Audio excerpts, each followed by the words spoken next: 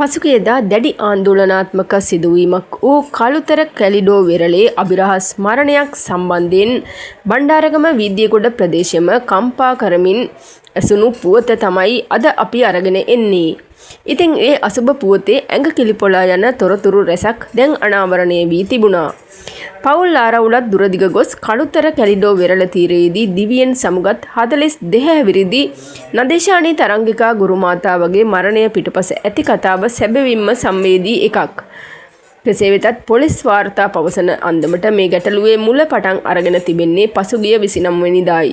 නදේශානීගේ ඉහළියකගේ මංගල සාදයකට සහභාගී වීමට ඇයට අවශ්‍ය වුවත් ඇයගේ සැමියා රාජකාරී බහුලත්වය නිසා ඊට සහභාගී වී නොමැති නිසා තමයි මෙම ගැටලුව ඇති වී තිබෙන්නේ. මේ පිළිබඳව දෙදෙනා අතර යම් අමනාපයක් ගොඩනැගී තිබෙනවා. පසුව සැමියා විසින් කොළඹ පැවති උත්සවයකට සහභාගී වීමට යාමේදී නදේශානී ඊට දැඩි ලෙස විරුද්ධ වී ඇති අතර නොයන ලෙස අවස්ථා කිහිපයකදීම ඔහුගෙන් ඉල්ලා තිබෙනවා. එම අපහසුතාවය නොසලකා ඇයගේ සැමියා මෙම උත්සවයට සහභාගී වීම සඳහා කොළඹ බලා පිටත් වී තිබෙනවා. කෙසේ වෙතත් සැමියා කොළඹ පිටත් වී ගිය පසු නදේශානීත් ඊට දැඩි ලෙස විරුද්ධ වී කෙසේ වෙතත් ගෙදරට නොපවසා යම් ගමනක් යාමට හදිසියේ සූදානම් වී තිබෙනවා. අම්මේ යන්න එපා යනුවෙන් පුතු පසුපසින් දිව ගියත් අම්මා ත්‍රිරෝද රථයකින් පිටත්ව ගොස් තිබෙනවා.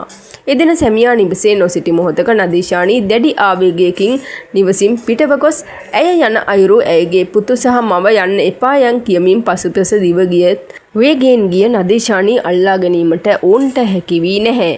මිත්තනිය සහ පුතු බලා සිටියදීම ඇය ත්‍රිරෝද රථයක නැගී අඳුරේම නොපෙනී ගොස් ඇති බව තමයි වාර්තා වෙන්නේ. තම බිරිඳගෙන් දිගින් දිගටම ලැබුණු දුරකථන ඇමතුම් නිසා කලබල වී නිවසට පැමිණි සැමියා ඇය නිවසින් පිටව ගිය බව දැනගෙන එදිනම මධ්‍යම රාත්‍රී 12:40ට පමණ මොරගහ හේන පොලිසියට පැමිණිලි කර තිබෙනවා. නමුත් ඒ වන විටත් සියල්ල ප්‍රමාද වී තිබුණා.